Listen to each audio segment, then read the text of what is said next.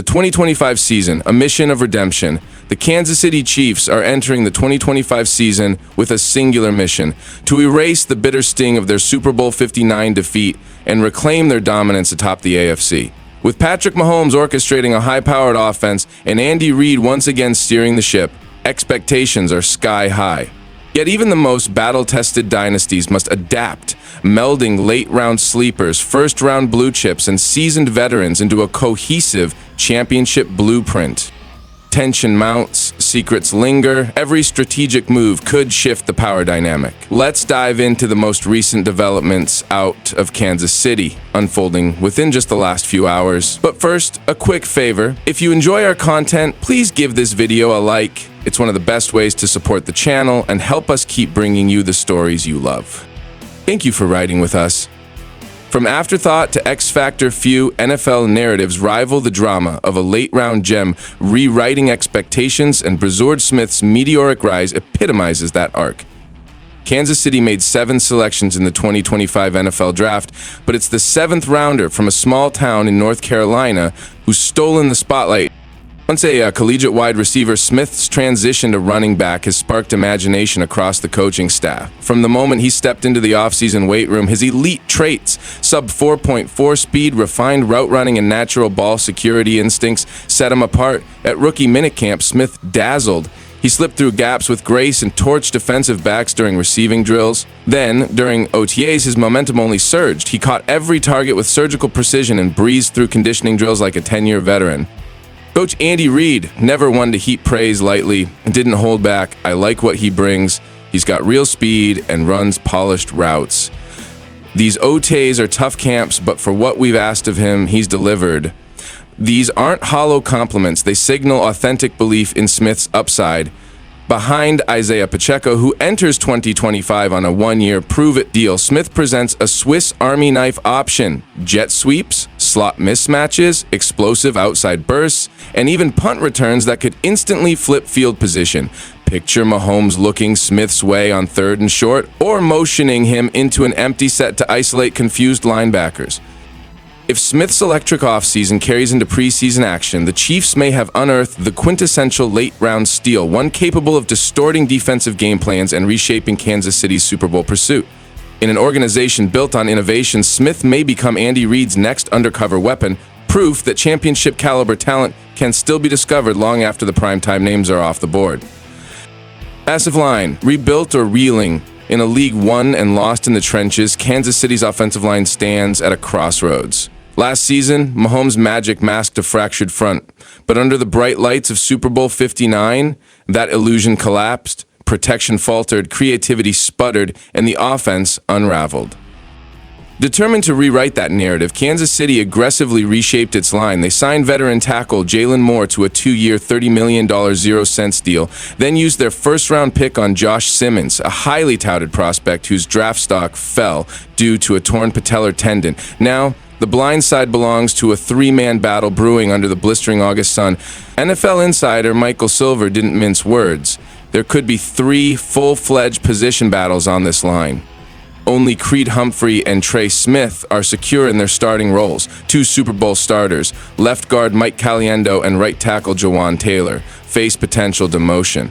Center Creed Humphrey remains the cornerstone of Reid's zone-blocking scheme, and Pro Bowl guard Trey Smith, who skipped OTAs amid contract negotiations, is locked in. Beyond that, it's wide open. Second-year standout Kingsley Suamataia is closing the gap in practice. Meanwhile, Moore and Simmons are locked in a clash that could decide who protects Mahomes' blind side when the season kicks off September 5th in Sao Paulo, Brazil.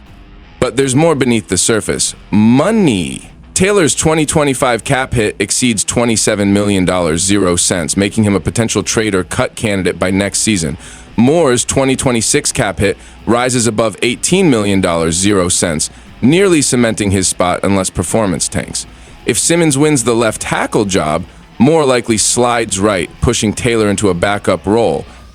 Imagine a scenario where Kansas City opens the season with 2 highly paid linemen on the bench, a rare if not seismic shakeup. This reconstruction, fueled by heavy contracts, promising rookies, and high-stakes competition, will determine whether Mahomes can operate behind a stable wall or endure another year of constant duress. The stage is set. Every rep matters. Every mistake is magnified. And reputations, contracts, and legacies will be defined in the dog days of summer. A shocking twist at left tackle. In a stunning revelation, ESPN's Adam Teicher dropped a bombshell. If Josh Simmons passes final medical evaluations, he's projected to start at left tackle in Week 1. This unexpected turn of events could sideline veteran Jaylen Moore in favor of the 21-year-old rookie. A bold and unprecedented move for such a pivotal position. Patellar tendon tears have historically derailed the careers of offensive linemen, with recovery timelines often lagging behind even ACL rehabs. Teicher's sources claim Simmons has not only returned to full health, but has impressed during OTAs, demonstrating sturdy knee stability and elite-level functional strength. The fact that the coaching staff is even considering thrusting him into the starting role speaks volumes about his recovery and raw potential. If Simmons does in fact anchor the blind side, Moore's narrative pivots drastically, possibly sliding to right tackle or even settling into a backup role. That shift would catapult veteran Jawan Taylor back into the spotlight. Taylor, plagued by penalties and a lackluster Super Bowl showing, now faces a high-stakes audition to validate his 4-year, $80 million, 0 cents contract. It wasn't merely a transaction, it was a proclamation, a thunderous statement that echoed throughout the sports universe. That deal didn't just reset the quarterback market, it demolished it. It created a new echelon of expectation. One that would either catapult Mahomes into football immortality or crush him beneath the weight of impossible standards. But here's the twist no one anticipated. As Fox Sports recently celebrated the 5-year anniversary of that landmark agreement, they posed a question that has fractured the fan base and sparked a civil war in NFL discourse. How many rings will Mahomes truly win? What followed wasn't just a casual debate, it was a battle cry. A polarizing eruption that divided Chiefs loyalists, NFL analysts, and football traditionalists into opposing camps, each carrying a radically different vision for the franchise's future. Let's start with the true believers, the diehards who view Mahomes not just as a generational quarterback, but as a football messiah. These fans foresee him eclipsing even Tom Brady's legendary 7-ring legacy. One loyal supporter declared with bold conviction, he'll end up with 5 or 6, but don't be surprised if he matches Brady's 7. This isn't casual optimism. It's a testament of faith in a quarterback who's already shattered records, redefined creativity, and delivered 2 Super Bowl titles before turning 30. They point to his staggering resume, 245 touchdown passes, just 74 interceptions, a so-called down year that still saw 3,828 yards and 26 TDs, moments of pure magic, no-look throws, miraculous comebacks, and clutch heroics that feel like rewrites of football physics. But then, there's the opposing faction, the skeptics. Not trolls or rival fan bases, but seasoned voices who see warning signs and believe the golden era is fading. These aren't hot takes. These are calculated assessments, grounded in brutal NFL realities. The salary cap burden Mahomes' contract creates, restricting elite acquisitions. The aging of foundational stars like Travis Kelce, whose eventual departure could dismantle the offense's core identity. The rise of rivals, Buffalo, Baltimore, Cincinnati, building rosters designed specifically to dethrone KC. One sharp critic put it plainly, he's peaked. He might win another title, but his prime? That window's closing. This isn't disrespect. It's an acknowledgement of the unforgiving mathematics of NFL longevity. Even the greats decline, worn down by time, injury, and relentless expectations. Brady was the exception, not the blueprint. But the conversation runs deeper still. It's not just about Mahomes, it's about the system around him. The Chiefs' front office is now facing an almost impossible task. Maintaining a Super Bowl caliber roster with limited resources and aging stars, every dollar counts, every roster move matters, and difficult decisions lie ahead. One fan's raw comment cut to the heart of the dilemma. He probably wins 5, but they need Kelce to retire. A brutal sentiment, but a brutally honest one. Because the cold truth of dynasty building in today's NFL is this: even icons must sometimes step aside for the greater good. And Travis Kelce, as beloved and dominant as he is, represents the last thread tying this era of Chiefs football together. Travis Kelce's potential retirement could reshape the Chiefs dynasty forever. Kelce's retirement wouldn't just mark the end of an era, it would represent a strategic recalibration of the franchise's identity. It's not merely about losing a legendary tight end, it's about liberating cap space and compelling the Chiefs' offense to evolve beyond its current over-reliance on the Mahomes-Kelce axis. The financial ramifications of Mahomes' blockbuster contract extend far beyond accounting columns. When Kansas City wagered $53 million, 0 cents annually on their generational signal caller, they weren't just banking on his brilliance. They were betting that his transcendent talent could transcend the roster limitations that accompany a cap-crippling contract. And to be clear, in the short term, that gamble paid off gloriously.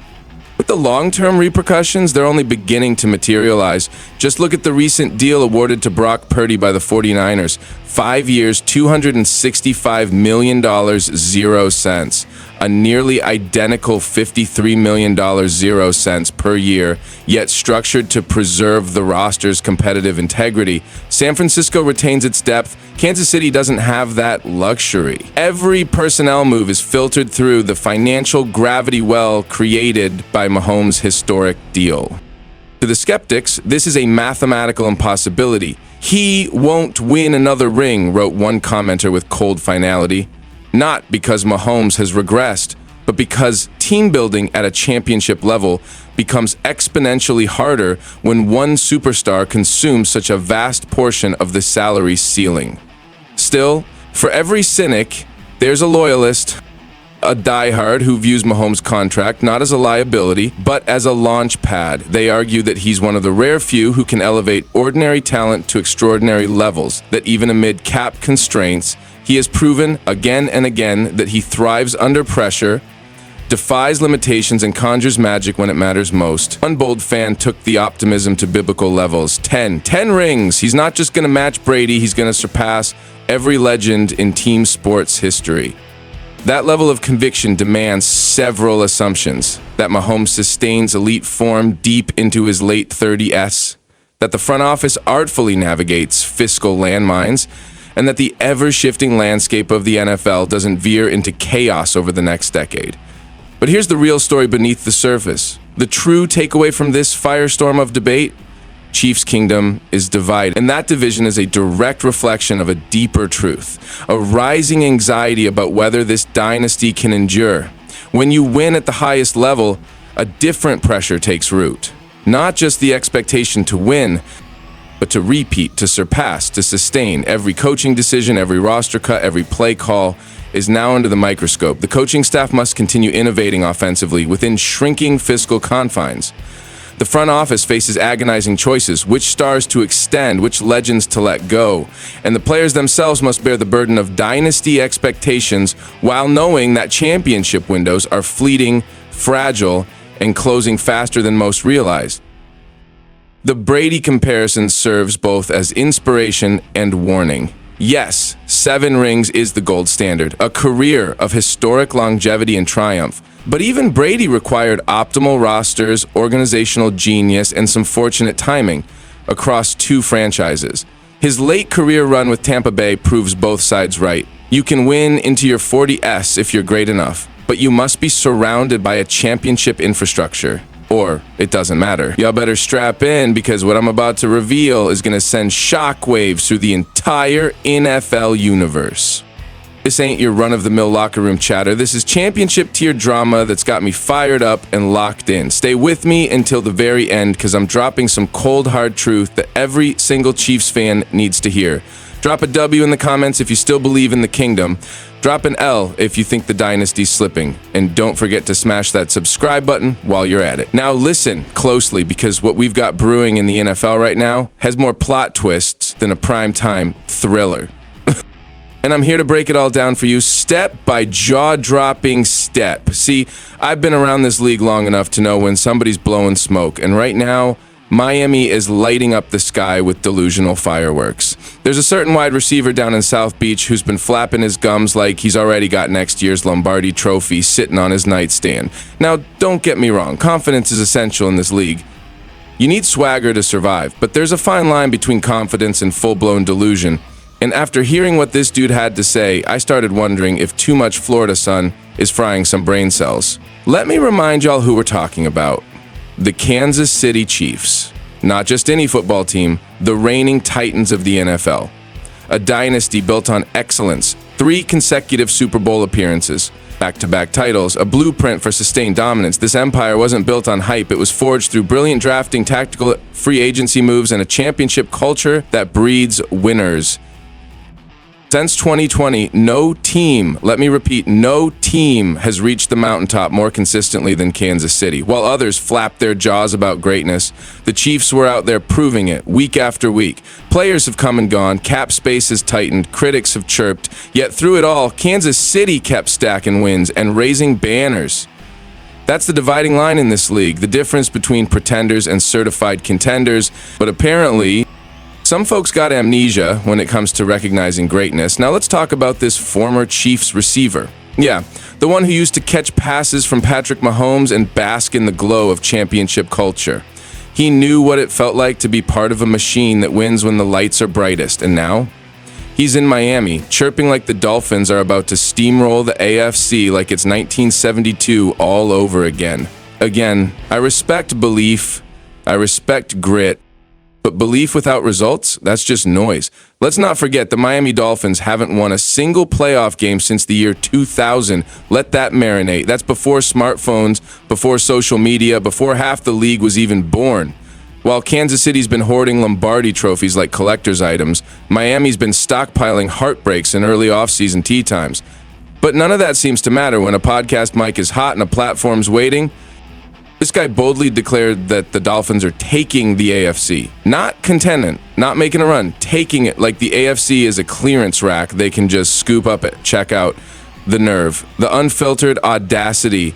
You're telling me a franchise that hasn't sniffed playoff success in 2 decades is just going to waltz through a conference that includes juggernauts like Kansas City, Baltimore, and Cincinnati? Back to Bris. That's not confidence, that's a fantasy. But wait, it gets even wilder. This same wideout had the gall to say his quarterback is the best in the league. Let me say that again, the best in the entire NFL. Now I've heard hot takes, but this one had me checking if I was watching a comedy sketch. We talking about the same QB who's never won a playoff game? The one with more concussion scares than playoff completions? The one quarterbacking a team that's made a habit of letting fans down when it counts? Meanwhile, Patrick Mahomes, the generational talent, sits comfortably in Kansas City with 2 Super Bowl rings, 2 Super Bowl MVPs, and a regular season MVP. He's redefining the quarterback position while others are still trying to get through Wild Card Weekend. But sure, South Beach Fantasyland says otherwise. What we're witnessing isn't just trash talk, it's a textbook case of emotional overcompensation. This receiver left greatness in Kansas City, and now he's trying to convince the world and himself that he's somehow upgraded. It's like walking away from the Patriots during their dynasty and claiming the Jets are the next Super Bowl favorites. Let's be honest. This exposes a deeper flaw in the mindset of certain players today. There's a vast difference between bold belief and blinding delusion. Between speaking like a champ and proving you're one. The Chiefs didn't become a dynasty on accident. They didn't trip into greatness. This was a masterclass in long-term vision, built by a front office that knows how to construct a roster, coached by a legend who's been orchestrating elite football for decades. Andy Reid, he's not guessing. He's executing with precision drawn from decades of gridiron genius. And Patrick Mahomes, he's not just a quarterback, he's a phenomenon. A once-in-a-generation talent with nerves of steel and vision that cuts through defenses like a surgeon's blade. When the stakes are sky-high, Mahomes rises. He's ice-cold under pressure, and he thrives where others crumble. Let's not forget Travis Kelce either, the most consistent and lethal tight end in the game, Mr. Reliable, a walking mismatch, the heartbeat of the offense. For years, this man has been Patrick Mahomes' ultimate safety valve, a clutch playmaker in the tensest moments, a leader in the locker room, and the embodiment of everything a championship-caliber team demands. He's not just another player in pads. He's a tone setter, a culture carrier, a true chief through and through. From top to bottom, the Kansas City Chiefs organization understands the formula for greatness. From the front office orchestrating savvy personnel moves to the coaching staff dissecting weaknesses and crafting elite game plans, everything they do is singularly focused on one outcome, raising Lombardi Trophy. That's why they've dominated. That's why they will continue to dominate. But down in Miami, They're living in an alternate universe. They're shouting about taking the AFC when they can't even consistently conquer their own division. They're crowning their quarterback as the best in the league while the man has spent more time in the blue medical tent than the red zone. It's like watching someone claim they're about to summit Mount Everest when they're still struggling to catch their breath on the stairs. Sure, the Dolphins have had their flashes. They've fielded electric players and flirted with relevance, but moments of excitement are not the same as building a dynasty. Playoff football isn't won on microphones or social media. It's earned under stadium lights when the pressure is suffocating and the margin for error is zero. This wide receiver, now comfortably lounging in South Beach, recently spoke about how emotional it would be to face his old team in the AFC title game. But here's the reality check. Before you can fantasize about conference championships, you have to make the playoffs. Before you dream of title contention, you have to win a single playoff game, something Miami hasn't done since the year 2000. Mahomes may still be in his prime, statistically speaking, but the NFL doesn't ask for permission before the decline begins. It comes swiftly. Injuries, reduced mobility, mental fatigue, and the relentless weight of carrying a kingdom on your shoulders. So, the question isn't if the decline comes, it's whether he can win enough rings before it does.